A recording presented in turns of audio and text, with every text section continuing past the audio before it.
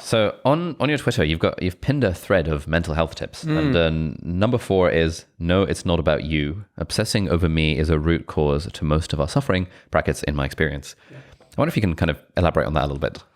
Yeah, you're right. That is more of the same, right? So, I mean, one of the really helpful aspects of learning about spirituality is understanding that, let's say the opposite, right? So let's say you have no spiritual practice, and we're defining spiritual practice as in connection to others. Yeah, as in, let's just say that you're not interested in religion. Yeah. You're not interested in in connection to others necessarily. Yeah. Maybe, speaking in very practical terms, you're like a career obsessive. Okay. Right. Yeah. It's just like a lot of people, right? Yeah, it's all about productivity, climbing that ladder, etc., etc. Right, and whatever. Like, you want a successful life. Yeah. We live in a material world. Like, at the end of the day, it's not our fault. We're literally everywhere plastered around us is advertising with junk values. Drink sugar, do this, buy more, consume that. That's literally the world that we live in. Buy this JPEG. So, the reality is that is the world that we step out into every day and see. When you're sort of confronted with those emotions all the time, the narrative that goes inside your head is, I want that, I want that, I want that, I want that, because we have an obsession with wanting, and that is a huge problem as well. So, there's like a very simple reality, which is, if you make £1 million, let's say you want £1 million. If you want £1 million, then when you get £1 million, you'll want £10 million. And when you get 10, you'll want 100. And the reason is nothing to do with the quantums of money. It's because you want. So the obsession with the wanting is the root cause of the problem. Actually, the joy of having and the joy of experiencing what you already have and appreciating it. And this is where gratitude practice is genuinely scientifically proven, but also, spiritually really fulfilling, is you can enjoy the now. And if you can enjoy what you have today, you will enjoy the million, you will enjoy the 10 million, you will enjoy the 100 million. They will all mean the same to you because you'll be enjoying the moment. So let's say that you have all of these wanting, right? The consumerisms around you, you want. And therefore, what's going on inside your head is how do I get? Well, logically, the only way that you get is by providing some kind of value to the world. So that might be climbing the ladder in your job. That might be getting, notoriety in your field one way or another. But all of these things sort of lead to an obsession with your own worth, right? And especially your net worth compared to other people's perception of you, right?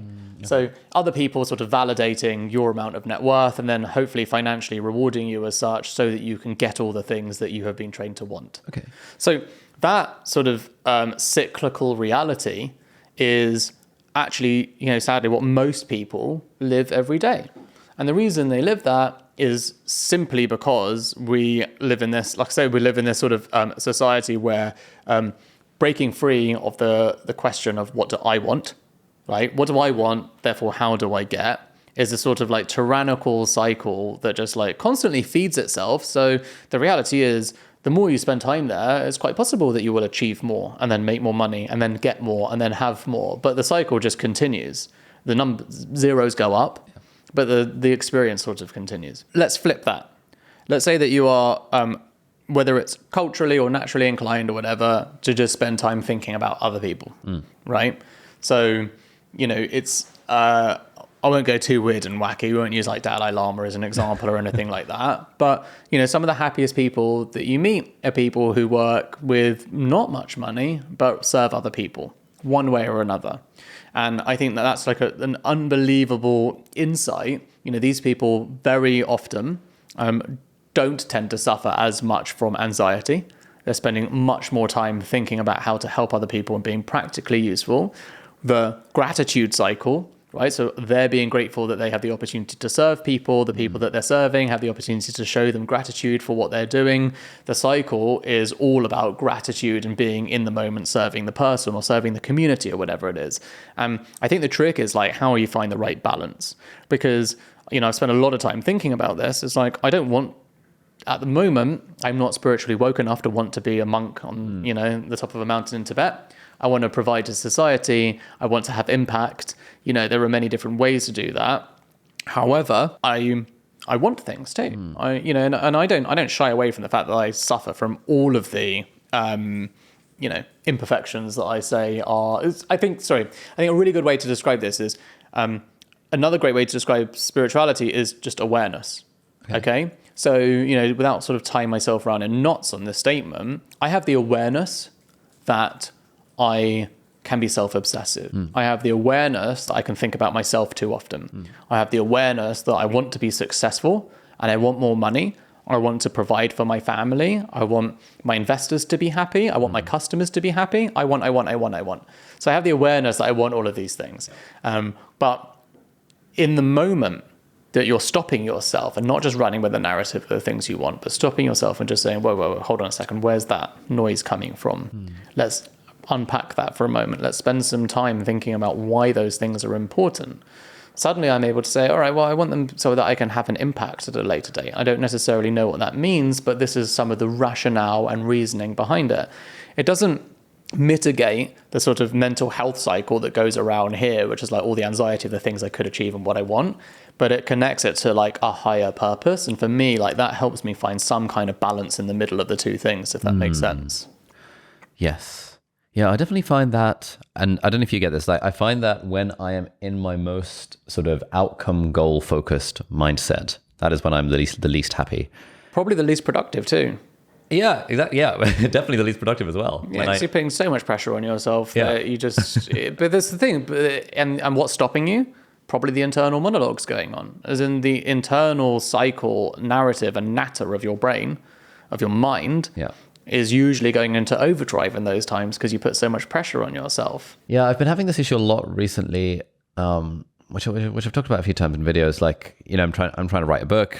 Obviously, I want the book to be successful. I want loads of people to buy it. I want it to hit the New York Times bestseller list because then my personal career as a professional thought leader goes increased because of et cetera, et cetera. All of these I wants. And whenever I think about that level of I wants, it kind of paralyzes me and stops me from actually writing anything on the page. Of course.